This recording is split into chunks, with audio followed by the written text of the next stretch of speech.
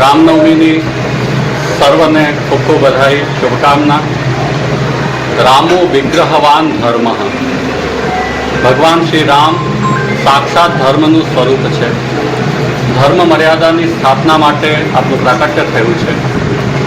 આજે પણ જ્યારે આપણે પ્રભુ શ્રી રામની જન્મજયંતિ ઉજવી રહ્યા છીએ ત્યારે ધર્મ સ્થાપનાનો આપણો અભિગમ, આપણી દ્રઢતા એ જ સાચા અર્થમાં આજના ઉત્સવની ઉજવણી છે।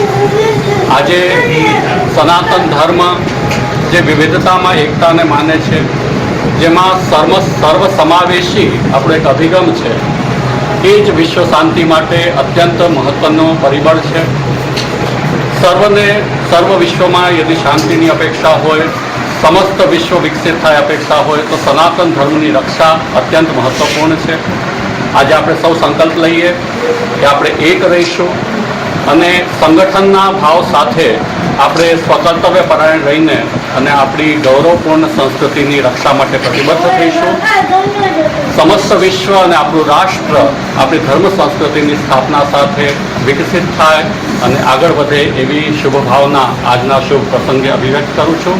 જય શ્રી રામ। આજે રામનવમી છે। સમગ્ર દેશ અને દુનિયા આજે રામમય છે, ત્યારે રામનવમીની તમામ ભક્તોને ખૂબ ખૂબ શુભકામનાઓ। અને સમગ્ર દેશની અંદર રામને યાદ કરી રહ્યા છે લોકો, યુવાનો રામ સાથે જોડાઈ રહ્યા છે, રામમય બની રહ્યા છે। ત્યારે આજે જૂનાગઢની અંદર અલગ અલગ વિસ્તારમાંથી, અલગ અલગ જગ્યાએથી શોભાયાત્રાઓ નીકળે છે ને અત્યારે આ રામ મંદિર એ જૂનાગઢમાં વર્ષો ત્યાં પરંપરા છે, અંદાજે 550 વર્ષ જૂનું આ રામ મંદિર છે। અને દેશની અંદર બે જગ્યા એવી છે કે જ્યાં શ્યામ સ્વરૂપમાં ભગવાન રામ બિરાજે છે, એક અયોધ્યા ને એક આ મંદિર છે। એટલે આ મંદિરની પૌરાણિકતા, આ મંદિરની આધ્યાત્મિકતા ખૂબ મોટી છે અને વર્ષોથી આ પરંપરાગત આ શોભાયાત્રા અહીંથી આજે પ્રસ્થાન થઈ રહી છે।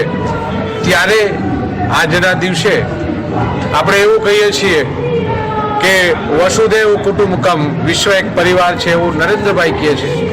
ત્યારે વિચારને આપણે ક્યારે સાર્થક કરી શકીએ કે ભગવાન રામના ચરિત્રને આપણે જોઈએ ને તો ઘણી વખત આપણે એવું કહીએ છીએ કે રામ રાજ્યની સ્થાપના થવી જોઈએ। તો રામ રાજ્યની સ્થાપના એટલે શું છે કે આદર્શ વ્યક્તિ તરીકે એક ભગવાન રામ આની અંદર આવ્યા છે અને ભગવાન રામના ચરિત્રની અંદરથી એક કેવું વ્યક્તિત્વ હોવું જોઈએ, કેવું રાજ હોવું જોઈએ, કેવા વિચારો હોવી જોઈએ, કેવી પરિવારની ભાવના હોવી જોઈએ, ભગવાન રામની અંદરથી આપણે શીખી છીએ। પરિવારની વાત પણ રામ પાસેથી શીખવાય છે, રાજ્યની પણ વાત રામ પાસેથી શીખાય છે। આ ખૂબ મહત્વનું પાસું છે। આપણે રામનવમી હોય ત્યારે ઉપવાસ કરી રામમય બની, પણ ભગવાન રામની વાત આવે ત્યારે આપણે એમની રામનવમી હોય ત્યારે આપણે ખાસ આ દિવસે એમના જીવનની અંદરથી, એમના ચરિત્રની અંદરથી એક વાત આપણે દરેક વ્યક્તિએ પોતાના જીવનમાં ઉતારવી જોઈએ, તો જ સાચી રામનવમી આપણે મનાવી, ઉજવવી ગણાશે। કારણ કે દરેક લોકોની અંદર રામ વધશે, રામની વિચારો વધશે, રામના ભાવ વધશે ને તો જ આ બધું વિશ્વ એક પરિવાર થશે અને દેશની અંદર, દુનિયાની અંદર રામ રાજ્યની સ્થાપના થશે, એમાં કોઈ શંકા નથી। અને નવા યુવાનો પણ આની અંદર જોડાઈ રહ્યા છે। જે રીતે ધર્મની અંદર હિન્દુ જાગરણ મંચ હોય, અલગ અલગ સંસ્થાઓ હોય, યુવાનો આની અંદરથી જોડાય અને રામમય બની રહ્યા છે ને એક યુવાનોની અંદર નવી ચેતના છે। આપ જોશો હમણાં રથયાત્રા નીકળશે, ભગવાન રામ સમગ્ર શહેરની અંદર પરિભ્રમણ કરીને લોકોને દર્શન આપીને આશીર્વાદ આપવાના છે। ત્યારે આની અંદર, આ શોભાયાત્રાની અંદર 50-60% વધારે યુવાનો આની અંદરથી તમને જોવા મળશે। એટલે યુવાનોની અંદર એક નવી ચેતના, નવી એક ઉર્જા અને એક નવી રામમય ભાવના એક થઈ છે। એ જ દેખાડે છે કે આ દેશ એ સનાતનીનો દેશ છે, આ દેશ એ ઋષિ પરંપરાનો દેશ છે અને આ દેશ એ રામનો દેશ છે એવું પ્રસ્થાપિત થયું છે। ફરીથી આજના દિવસે રામનવમીની ખૂબ ખૂબ શુભકામનાઓ। જય શ્રી રામ। રોજ જૂનાગઢ માટે મહાપર્વ કહી શકાય, મર્યાદા પુરુષોત્તમ ભગવાન શ્રી રામની જન્મોત્સવનો આ રામનવમીનો મહાપર્વ જૂનાગઢ જાણે અયોધ્યા ગામ બની ગયું હોય છે એમ જૂનાગઢમાં રામ મંદિર આજે દેવવાડીની સામે આવેલું છે.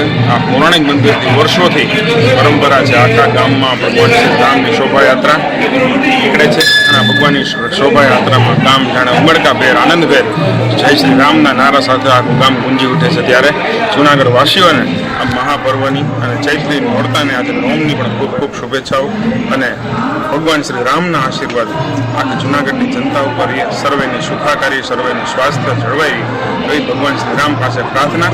અસ્તુ. ભારત માતા કી જય. કાર્યક્રમ કઈ રીતની વાત છે? આજનો કાર્યક્રમ છે આજે રામનવમીના દિવસે જ્યારે જૂનાગઢમાં 3 ભવ્ય શોભાયાત્રાનું આયોજન થનાર છે. જોશીપરામાં સવારે 8 વાગે સરસ મજાની શોભાયાત્રા સૂર્ય મંદિર મુકામેથી 7 કિલોમીટરની ભવ્ય નીકળી. બીજી આ શોભાયાત્રા અત્યારે રામ મંદિર મુકામે અત્યારે દેવવાડીની મુકામેથી આખા નગર ચર્ચામાં નગર યાત્રામાં કાળવા ચોક સુધી યાત્રા જશે. ત્રીજી શોભાયાત્રા કે રામ મંદિર ઝાંઝાડા મુકામેથી આ યાત્રા શરૂ થઈ અને સિદ્ધાંત મહાદેવ મંદિર સુધી આ આખી ભવ્ય શોભાયાત્રા થવાની છે. આખું ગામ જાણે રામમય થઈ ગયું હોય એમ દરેક વિસ્તારના લોકો પોતપોતાની ભક્તિ શક્તિ આરાધના અને પ્રભુ શ્રી રામની પ્રત્યેની આસ્થા અને પ્રેરણાને લઈને ભગવાન શ્રી રામ પાસેથી કંઈક શીખી શકાય, ભગવાન શ્રી રામના આદર્શો ને પોતાના જીવનમાં ચરિત્ર કરી શકે શુભ હેતુથી આ ભગવાન શ્રી રામને યાદ કરવામાં આવે છે. જય જય શ્રી રામ.